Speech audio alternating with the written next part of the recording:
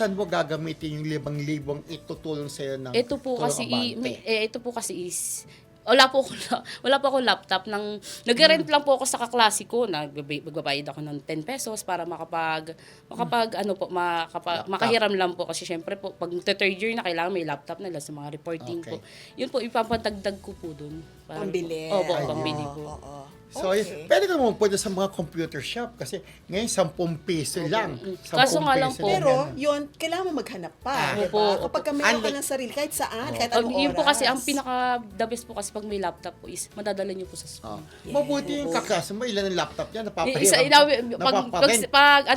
hi lady. Pag meron po siyang chat namin siya, dali mo yung laptop mo, gabayad lang po kami 10 piso kada. Sa school. Opo. Pero iba rin yung May sarili po Oo. talaga, sobra. Kasi kahit anong oras pwede mong Pwedeng gawin. gamitin po, Habang opo. tulog yung mga bata, Yes ikaw po, na yes yung po. Yes, sarili mo, di ba? Opo. So, itong 5,000, malaking tulong sa'yo para pwede ka na bumili, may second hand, tsaka Yes po, yes po. parang mura Napakalaki. na eh. Sobrang laking tulong Diba? po talaga. Sayang kung- Mahirap po hanapin yung pera ngayon. Napakalaking tulong po Ang talaga. laptop ko lang kasi isa, kung dalawa yan, bibigyan kita eh. O,